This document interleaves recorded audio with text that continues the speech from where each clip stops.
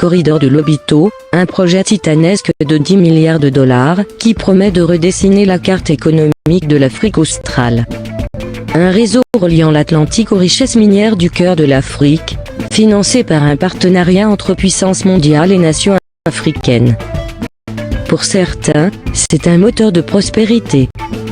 Pour d'autres, une menace d'exploitation néocoloniale. Aujourd'hui, nous explorons l'histoire du méga-projet le plus ambitieux d'Afrique australe, son origine, ses divisions et son avenir. L'Angola, la RDC et la Zambie, riches en cuivre, cobalt et lithium, ont été freinés par des décennies de conflits et d'isolement.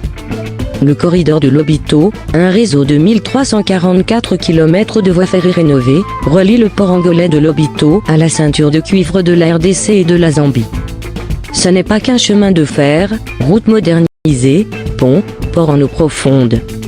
Lancé en 2023 avec des fonds des États-Unis, de l'UE, de la Chine et des gouvernements locaux, il vise à transporter 2 millions de tonnes de minerais par an d'ici 2030, stimulant commerce, emploi et électrification. Mais des tensions émergent, qui contrôlent ce corridor, et à quel prix? Un passé colonial, un présent géopolitique. Construit par les Portugais au XXe siècle pour extraire les richesses africaines, le corridor a été ravagé par la guerre civile angolaise. En 2023, il renaît, mais dans un contexte géopolitique tendu. Les États-Unis et l'UE, cherchant à contrer l'influence chinoise, investissent 1,6 milliard de dollars. La Chine, via sa Belt and Road Initiative, contrôle des parts du port de Lobito. Ce corridor est au cœur d'une bataille pour les ressources africaines, cruciale pour la transition énergétique mondiale. Pour les habitants, les enjeux sont locaux, emplois et infrastructures sont promis, mais beaucoup craignent que les richesses ne profitent qu'aux élites et investisseurs étrangers, répétant les erreurs coloniales. Le corridor pourrait réduire les coûts de transport de 30%, selon la Banque mondiale, rendant les minerais africains compétitifs.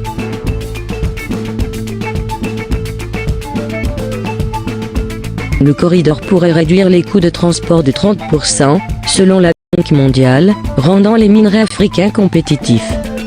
L'Angola prévoit 50 000 emplois d'ici 2030. Mais l'extraction minière menace l'environnement, déforestation, pollution des rivières. Les communautés déplacées exigent des compensations équitables.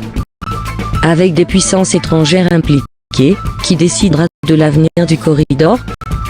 Les nations africaines garderont-elles le contrôle, ou deviendront-elles des pions dans une guerre économique mondiale? En septembre 2025, le corridor de Lobito est opérationnel, transportant cuivre et cobalt.